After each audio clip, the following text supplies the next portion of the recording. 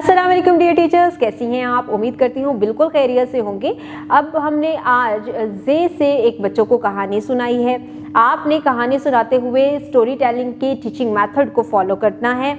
जब आप बच्चों को कहानी सुना रहे हों, अगर वो आप एलईडी पे सुना रहे हैं तो आपने उसी मेथड को फॉलो करते हुए बच्चों को फोकस करवाना है एलईडी की तरफ। और अगर आप खुद कहानी सुनाना चाह रहे हैं तो खुद कहानी सुनाते हुए आपने बहुत ही एहतियात से बच्चों को अपनी तरफ मतवज्जो करना है ताकि वो सुन भी रहे हों और आपको देख भी रहे हों। आपने अपने हैंड मूवमेंट के ज़रिए, अपनी बॉडी लैंग्वेज के ज़रिए, अपनी आवाज़ के उतार चढ़ाव के ज़रिए बच्चों के साथ कम्युनिकेट करना है। आपने बच्चों को जब कहानी सुना रही होंगी तो आपकी आवाज़ ही तमाम तरह एक्सप्रेशंस दे रही होंगी जो कि कहानी को देखते हुए बच्चे फील करते हैं, महसूस करते हैं। आपकी आवाज़ ही बच्चों को बताएगी कि ये बात खौफनाक है, ये बात दिलचस्प है, ये बात एक्साइटेड है।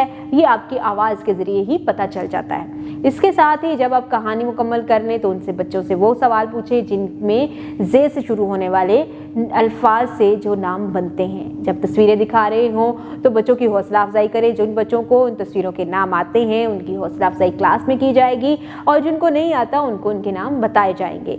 जे लिखना बच्चों को सिखाएं, उसकी पहचान करवाएं, उसकी बनावट की पहचान करवाते हुए स्टीम एक्टिविटीज़ की तरफ जब जाएं तो बच्चों की इंटरेस्ट को देखते हुए उनको वो ग्रुपिंग बना दें ताकि बच्चे अपने अपने इंटरेस्ट के अकॉर्डिंग जो है वो एक्टिविटीज़ को परफॉर्म कर सकें। इसके साथ ही आपने वर्क बुक का इस्तेमाल करना है। क्लास वर्क के लिए आपने क्लास में काम करवाना है जो कि हमारी वर्क बुक पे होगा और उसके बाद आपने उसी में से होमवर्क भी बच्चों को देना है जो कि वो घर से करके लेके आएंगे।